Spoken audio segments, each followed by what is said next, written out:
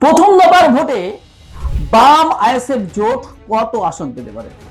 হ্যাঁ, এই প্রশ্নটা আজ সবাই জানতে চাইছে, কারণ প্রথম দফার ভোট ইতিমধ্যেই শেষ। প্রথম দফার ভোট শেষে 152টি আসনে ভোট গ্রহণ সম্পন্ন হয়েছে। সেখানেই এই প্রশ্নটা খুব গুরুত্বপূর্ণ, কারণ এই দফায় বামফ্রন্ট এবং আইএসএফ জোট ঠিক কতটা প্রভাব ফেলতে পেরেছে, তারা কতটি আসন পেতে পারে। যদি পরিস্থিতিটা আমরা ঠান্ডা মাথায় বিশ্লেষণ করি, তাহলে একটা ছবি খুব স্পষ্ট, একটা বিষয় খুব স্পষ্টভাবে দেখা যাচ্ছে যে এই দফায় বাম আইএসএফ ভোটের লড়াই খুব সীমিত পরিসরে আটকে রয়েছে। হ্যাঁ, এই দফায় খুব বেশি ভালো ফল বাম আইএসএফ করতে পারবে না। প্রথমে বলি উত্তরবঙ্গের কথা। এখানে বামফ্রন্ট ও আইএসএফ এর উপস্থিতি খুব বেশি জোরালো নয়, তবে কয়েকটি নির্দিষ্ট আসনে তাদের লড়াই চোখে পড়েছে। তার মধ্যে উত্তর দিনাজপুরের করণদিঘি, এই করণদিঘি বিধানসভায় সিপিআইএম এর একটি সম্ভাব্য আসন হিসাবে বা বাম আইএসএফ এর জোটের আসন হিসাবে উঠে আসছে। একইভাবে মালদার মোথাবাড়ি আইএসএফ একটি আসন পেতে পারে। মোথাবাড়ি আসনটা এখনো পর্যন্ত যা ট্রেন্ড আজকে ভোট হয়েছে সেখানেই বলে যাচ্ছি। এই দুইটি আসন ছাড়া উত্তরবঙ্গে জোটের কোনো প্রভাব দেখা যাচ্ছে না। হ্যাঁ, এই দুটি আসন ছাড়া কোথাও উত্তরবঙ্গে বাম আইএসএফ এর তেমন কোনো জায়গা দেখা যাচ্ছে না।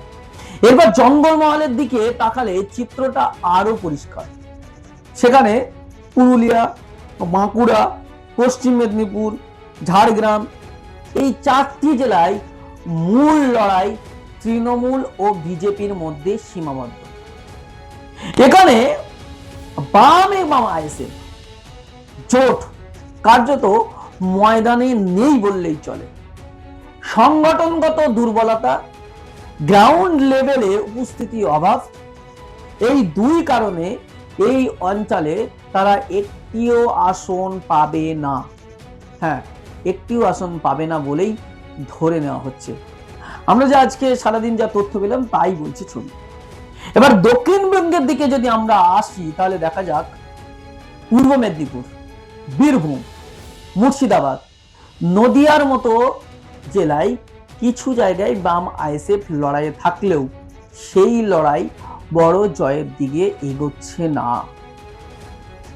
কারণ এখানে তৃণমূল শক্তিশালী নদিয়া, বীরভূম, পূর্ব মেদিনীপুরে, মুর্শিদাবাদের কংগ্রেসের সঙ্গে তৃণমূলের লড়াই নির্দিষ্ট এলাকায়। এই দুইয়ের মাঝে বাম আইএসএফ জোট অনেকটাই চাপের মধ্যে পড়েছে। তবে গুরুত্বপূর্ণ যে সংযোজন সেটা হচ্ছে মুর্শিদাবাদের সাগরদিঘি এবং দমকল বিধানসভা। সাগরদিঘি এবং দমকল বিধানসভা, এই দুটো বিধানসভায় সাগরদিঘিতে আইএসএফ প্রার্থী, তিনি জিততে পারেন, এবং দমকলে সিপিআইএম প্রার্থী, সেখানে কিন্তু জিততে পারেন। এই যে দুটো আসন, এসডিপিআই সমর্থিত আইএসএফ প্রার্থী, সাগরদিঘিতে সেখানে জয়ের সম্ভাবনা রয়েছে এবং দমকলের সিপিআইএম এর জয়ের সম্ভাবনা রয়েছে। ফলে সবকিছু মিলিয়ে যদি একটা সম্ভাব্য হিসাব করা যায়, তাহলে বাম ও আইএসএফ জোট এই 152টি আসনের মধ্যে সর্বোচ্চ 2 থেকে 3টি, খুব বেশি হলে 4টি আসন পেতে পারে।